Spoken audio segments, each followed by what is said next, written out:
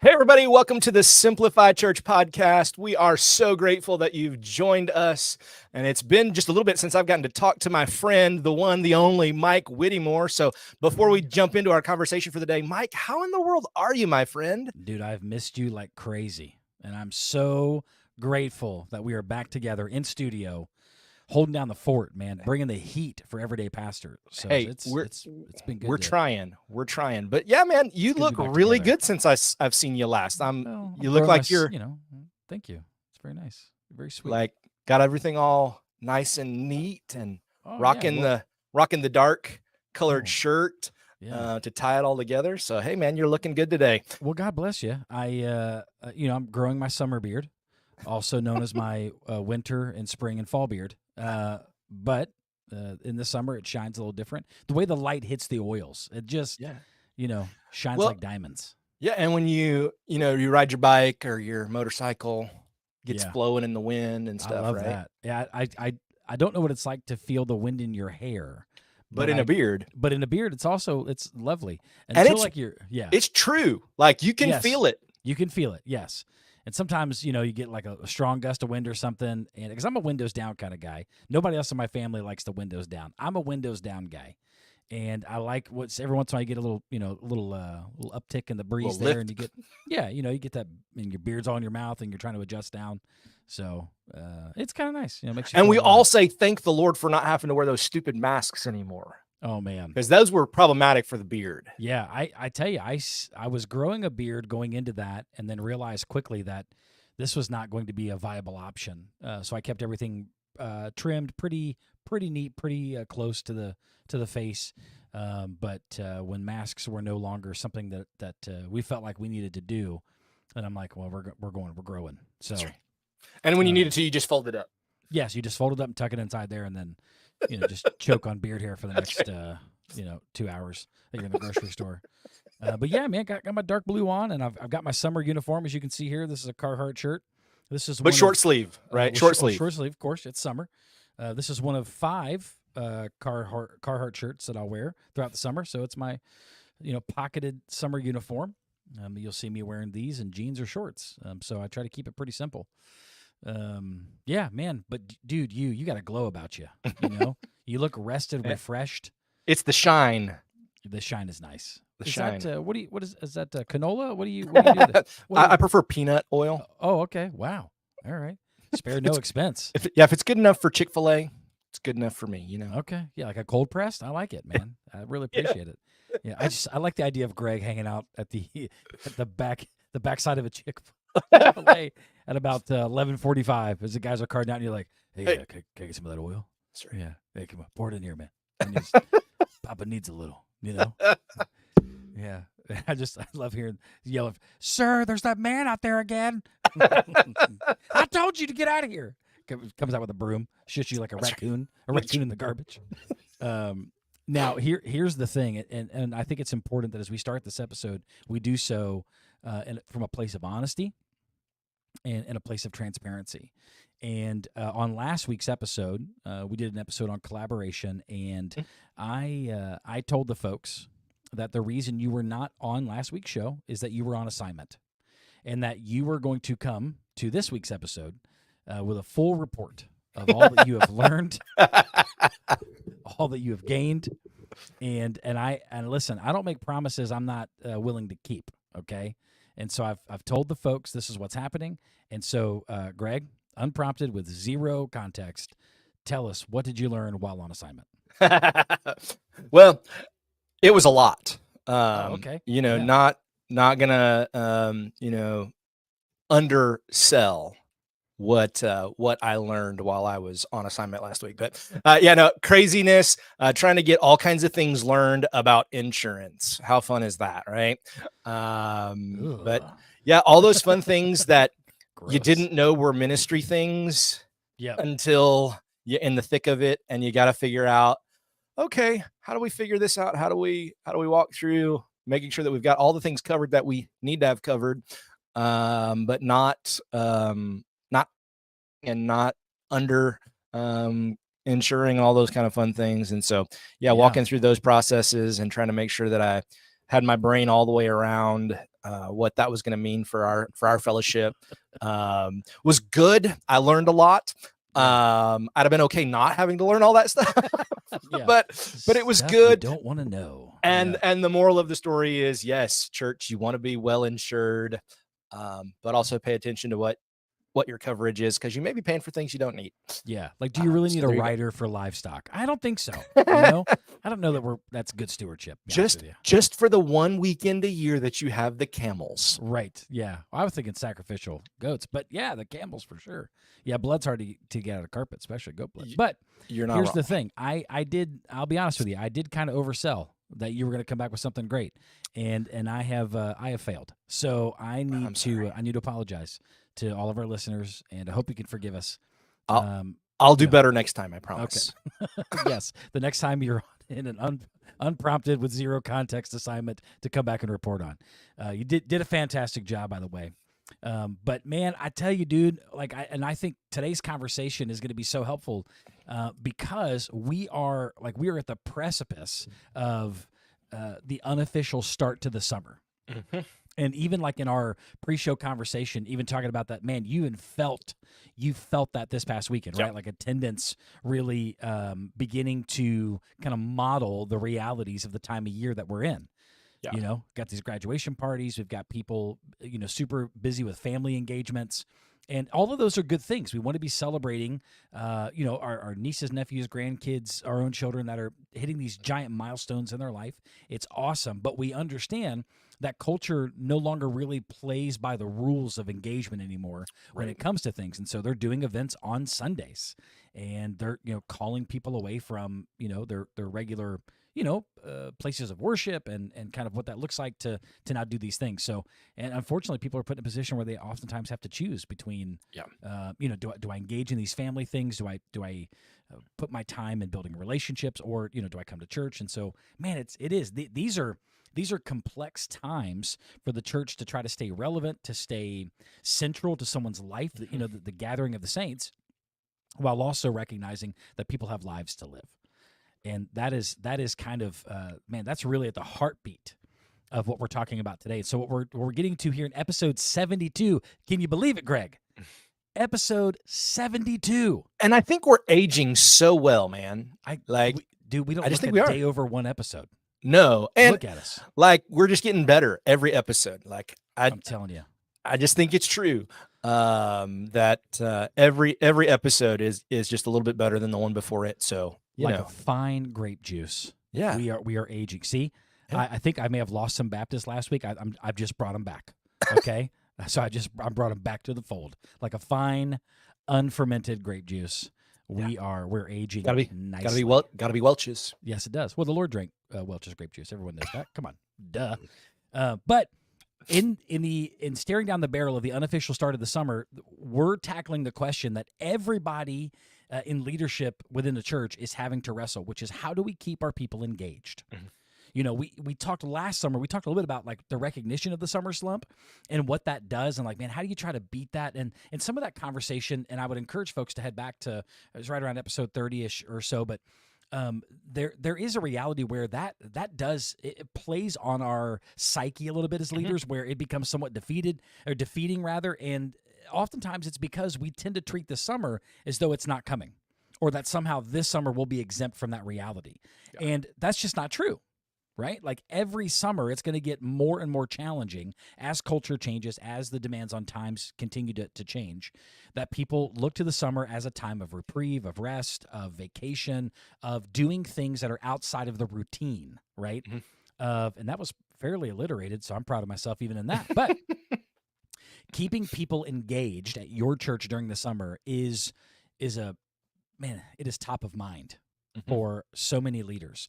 So what I'm hoping we can do today is just walk through in the next 20 minutes or so some practical steps and tips that might be a little outside the box, maybe a little different, to help leaders find ways to keep people engaged. And so I think a great way to start that out is just looking at, man, what is your church doing? So right where you're at, you've got this bedroom community where people are a little more rooted in a more of a stable kind of routine of these things. And so, yeah, you'll have some folks vacation, you'll have some folks camp, and, we'll get these graduation parties out of the way pretty quick.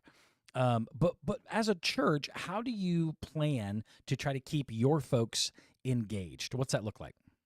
Yeah. So one of the things that we did, in fact, it was just this last weekend, we kind of wrapped up our life group season. Okay.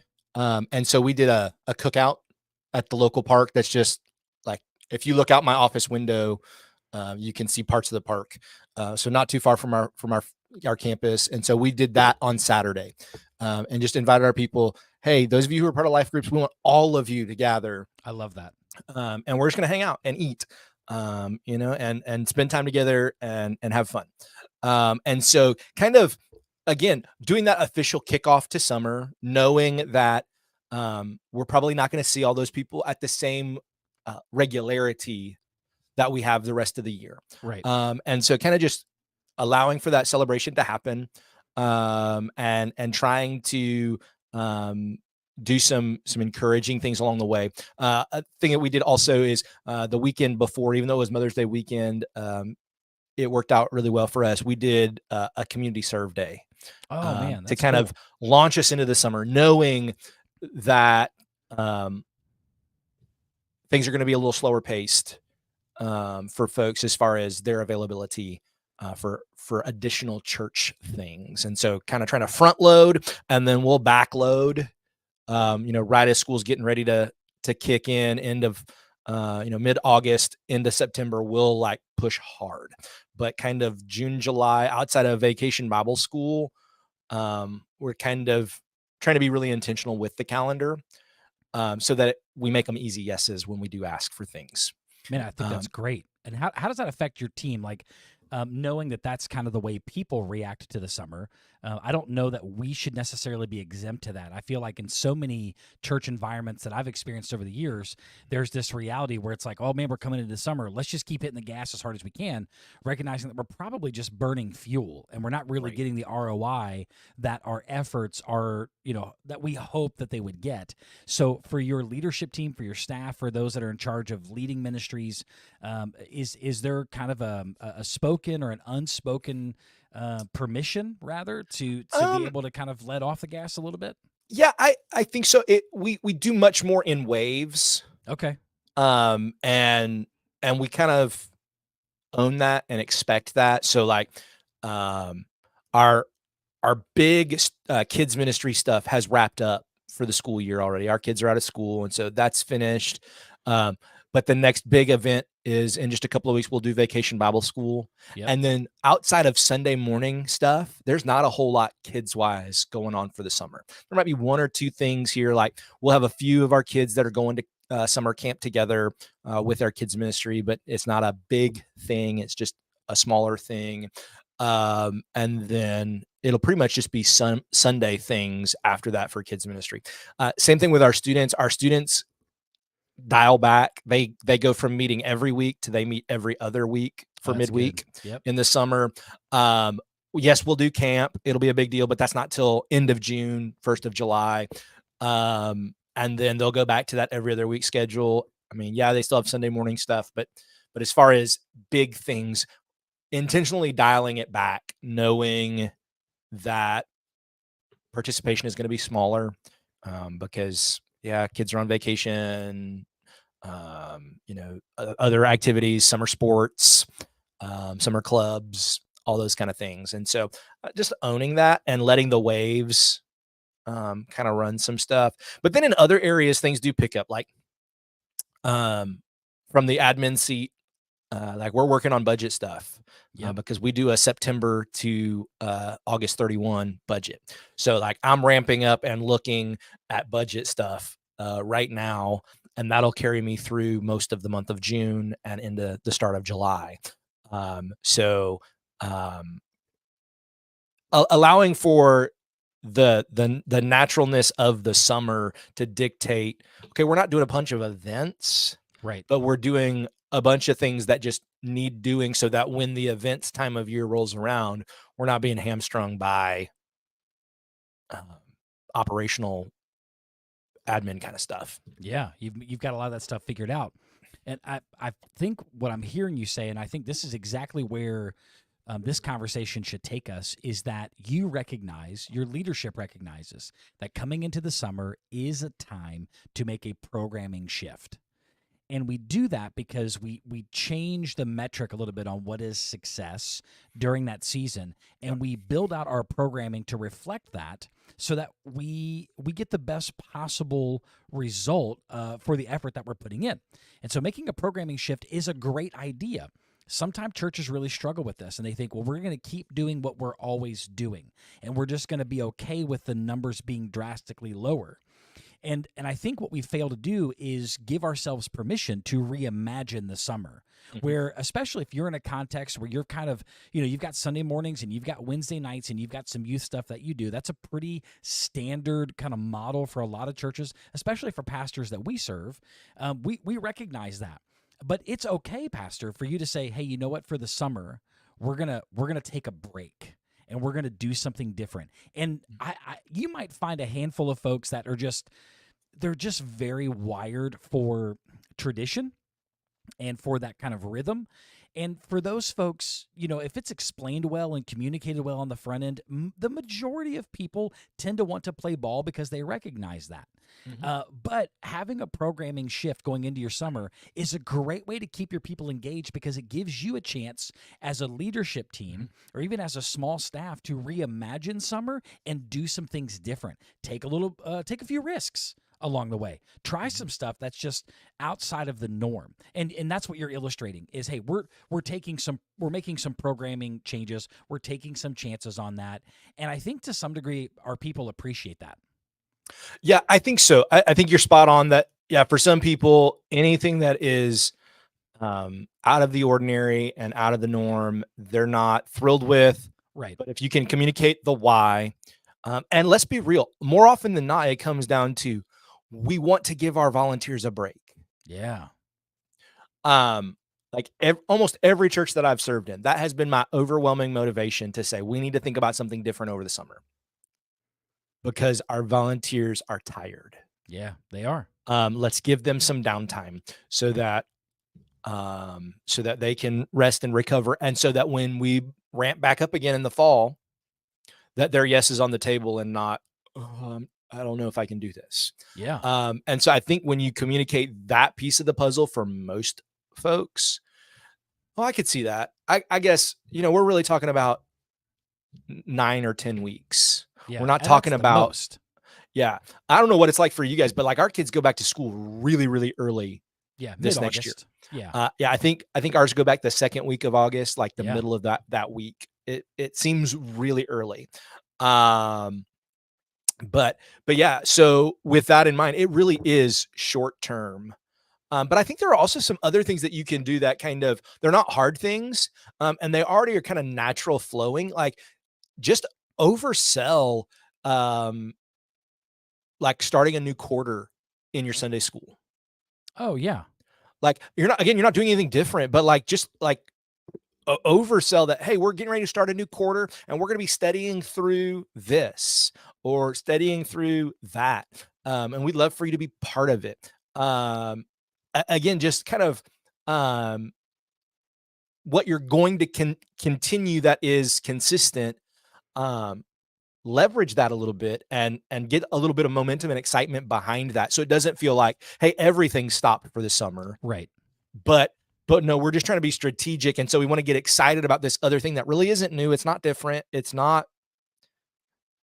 just a thing that we do, but we're going to get really excited about it and really encourage you to be part of it, because we've taken a lot of other things off the table for the summer to account for scheduling and that kind of thing. So like pushing hard at the things that you're going to keep doing, I think is equally as important as making some shifts to your schedule. Is celebrating what you're going to keep. Yeah, there's a lot of fear, it seems like, around the summer costing us momentum.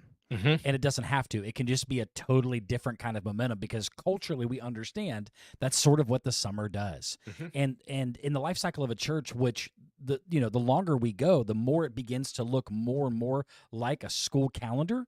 It starts to feel more like semesters. It starts to feel more like, man, we're going to kind of operate 3 quarters, and then 1 quarter we're going to slow down, take a break, and Right. reevaluate. Especially if you're in a context that does a lot of life groups or small groups, that kind of environment. And let's say you don't have a Sunday school or you don't do a midweek Bible study. Then what you Right. can do is say, we're going to take a break from our life groups and our small groups, give people a chance to rest and recharge. But what we are going to do is for the month of June, the month of July, we're going to offer a couple or maybe 3 different electives on Wednesday nights. Mhm. And so that creates a critical mass where you may have 30 to 50 people.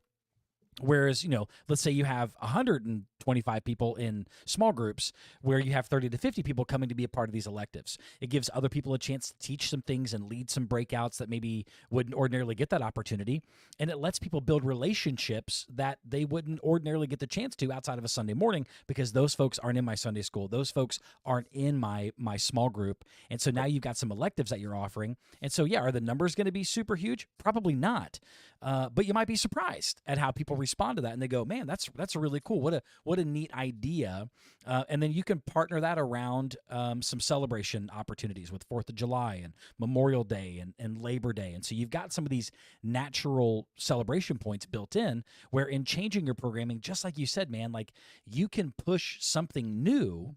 But Mhm. let it be new in that it creates its own momentum and has its own metrics for evaluation, and not this thing that we feel like hinges on the overall success of our entire church calendar. If that makes Right. sense, I think that could be super helpful.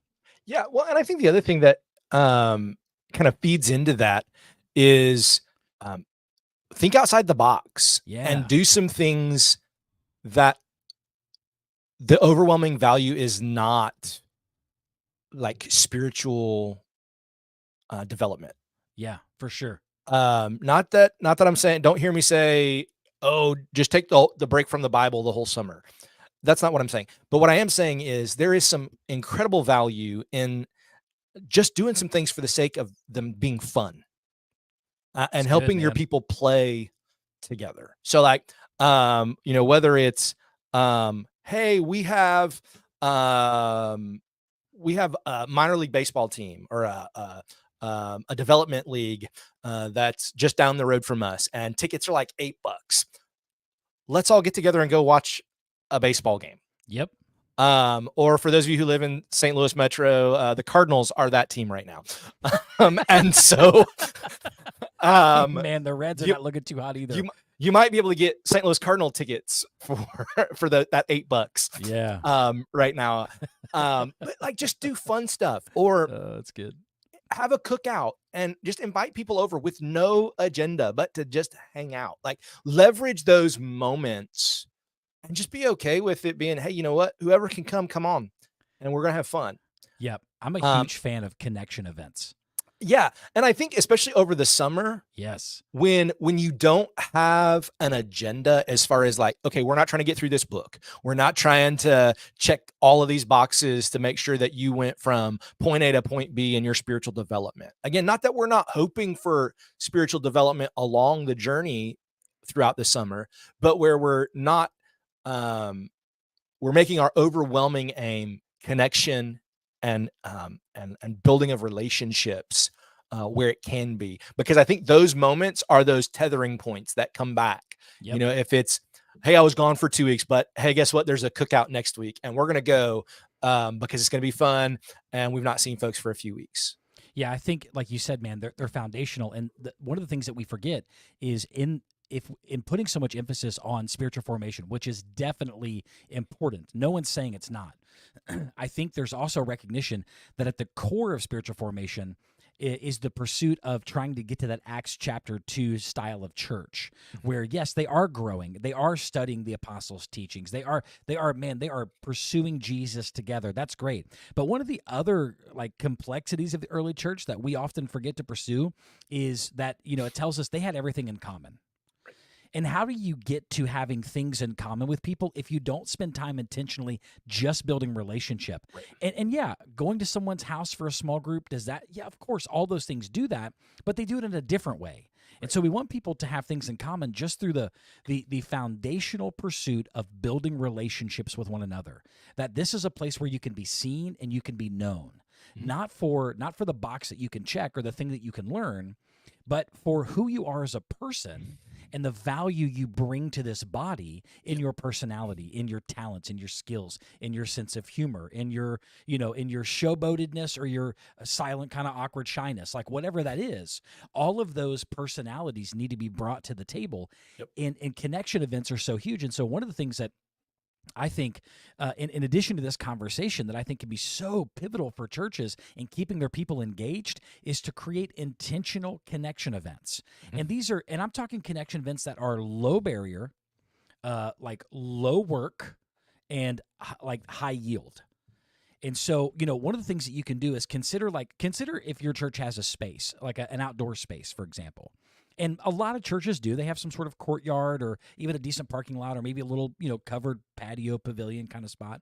Or like to your point, man, like you've got some bonus church ground in a park that's next to your campus, which I like to look at as bonus church property that you can utilize from time to time. But you get out there and just say, man, look, this summer we're going to do 3 connection events, and one night we're going to have some live music, and we're just going to have, lemonade, tea, that sort of stuff, finger foods, and live music, and we're just going to chill and hang out around tables. You can do a connection event where you're doing some sort of like kind of fun trivia, or like there's a hot event right now that's going around a lot of places called Singo, which is like bingo, but they do it with music. And so it's an app you can download, and it runs it all for you, and you pass out pre-printed cards, and it's a blast. You can pick whatever genre from whatever era you want, and people are playing bingo, but they're doing it with music. And so folks are singing along, and they're laughing, and, like you can do stuff like that. You can do yard games and a grill out and, and have some fun trophies and goofy prizes you give away. And there's ways that you can invest in it to ensure that it's going to be like desirable. Like, man, because sometimes you're like, oh, hey, we're gonna, Wednesday night we're gonna get together and hang outside on the in the grass or at the covered patio, and it's like, well, I mean, I could do that at home with a few of my friends. Right. So there is, I think, a little bit of work that has to be, put into making the event desirable, but there's nothing wrong with creating intentional connection events. And I love that, like at my church, what I'm seeing is the folks that are in charge of men's and women's ministry here, instead of doing like their regular programming they're turning the summer into opportunities for connections. So like the women, for example, are going to have 3 like Tuesday pack and plays. And so it's on campus. It's open to all ladies, but the playground's going to be available. And so from like 12 to noon, pack a lunch, come hang out on the patio. There'll be some conversation cards and things to just chill and talk. And, but the kids can go play and you can kind of relax. We'll eat lunch together. And like, that's super low barrier. And it's during the day, And man, I'm telling you, like, especially if you're a stay-at-home mom, particularly, or you're kind of in that space where you're an empty nester and it's a Tuesday at 10 o'clock.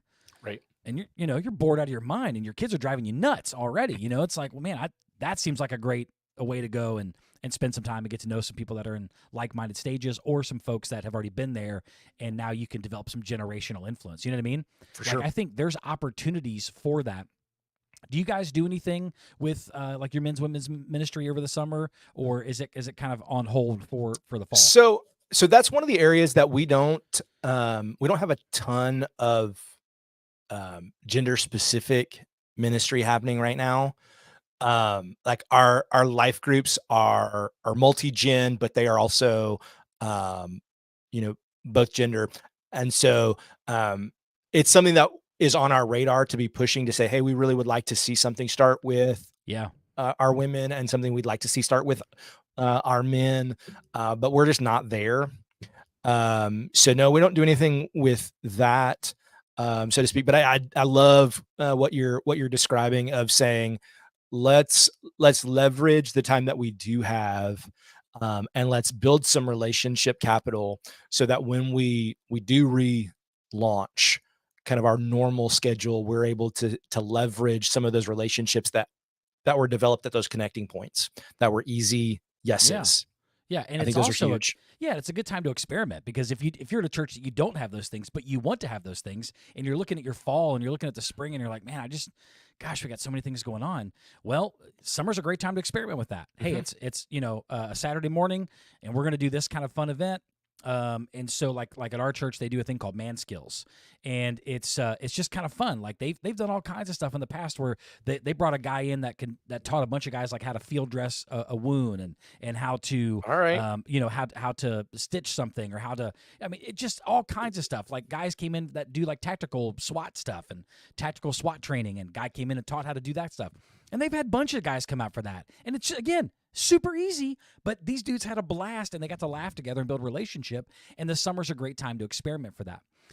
I think one overarching encouragement I would give you as you're planning your summer and you're thinking about how do we keep our church engaged, in addition to changing your programming, in addition to looking for connection opportunities, is I would encourage the development and the heavy advertising of a summer hub. One place on your website where all the things you're doing for the summer can be easily accessed, where people can go to it and go, man, those are all things that are happening for the summer, and those are places I can go to make sure I know that if I want to stay engaged with my church, that these are all the things that are happening, so people aren't looking all over the place, or it's in the bulletin, or it's on the pre-service screen, or there was an announcement, or well, I missed that one because it was only put out on social. Like there are ways you can just develop a summer hub. And also the cool thing about the use of a summer hub is it's a great place to push any sort of like digital content that you want to put out for the summer, particularly if your church live streams, so that your church can be with people wherever they go on any given Sunday. And you can get one volunteer or someone on your team that could just be in charge of doing some kind of virtual hosting.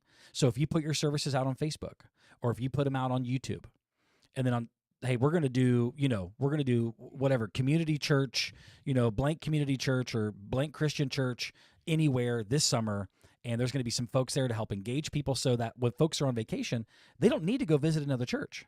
They can check it out virtually wherever they are and still be a part and connected to the family, even in that space. And so, man, having a summer hub allows you to maintain connection in ways that maybe you haven't thought of before, by having a one-stop shop for all that stuff so people can go to it. And so it's a little outside the box, right, than maybe how we think about it. But it's a way to acknowledge that the summer is different, and there's nothing wrong with it being different. We just have to be prepared to meet it where it's at, if that makes sense. Now you guys, you live stream. We do. Mm-hmm. Okay. And so you have folks connecting and watching your live stream service. Imagine, how you could increase engagement at your church over the summer by saying, hey, each and every week we want people to tell us where they're watching from, and then being able to track that and being able to celebrate those that, like, man, like our church showed up in all of these different places this summer. Right. That's a fun touch. What are some other ways that maybe churches could help think through keeping engagement this summer, knowing that programming is going to look different? Yeah, I think some of it is leveraging the opportunity to touch families and participants and members of your fellowship in some ways that don't necessitate them coming on campus. Okay, I like that. So whether it's being super intentional in saying, hey, we're gonna send out, amongst our team, we're gonna divide up and we're gonna send out text messages to a couple of families every week, or an email or a handwritten note or a whatever. And being able to just say, hey, we just want to have those touches throughout the summer. We know things are busy. We're not asking anything of you, and we're not even trying to guilt you for not being here. Yep. But we just wanted you to know, hey, we were thinking about you. We were praying for you. And we're so grateful that you're part of our fellowship. Those kind of things, those just connecting points. When some people begin to ask the question, do they even know that I'm here? Right. Man, that's huge, dude. Or do they not know that I'm not there? Right. It's probably the whole month of June. Did anybody even notice? Yeah. Yeah. That's great. And so I think that's an easy engagement opportunity. It takes a little effort, but doesn't really cost a whole lot. No. And can be an easy way to have those connections. And then another thing, and I'm not great at it. So hear that on the front side of this. But being able to say when you haven't seen someone for a while, when you see them, man, I'm so glad to see you. Yes. And mean it. Yes. Yeah. Where it applies, make it apply. Yeah. Yeah. And if you can't say that, don't. Yeah. Don't. Yeah. Just be like, hey. Yeah. Hey, you're here and I'm here. That's good news. But for those that you're able to say with, I'm so glad that you're here. Yeah. Do that. Yeah. So that they know that you noticed. Yeah. And it's good, man, to utilize, like what you're saying, the summer as a chance to shepherd in a way that's different, And so families going on vacation, families camping, families just living everyday life with the busyness of running around with select teams or whatever they got going on, just to get a note, man, in the mail or a text from one of their leaders just says, hey, I'm sure you got a lot going on this summer. Just want you to know I'm praying for you. I'm praying for, Jim and Stacy and Mark and whoever else is in their family.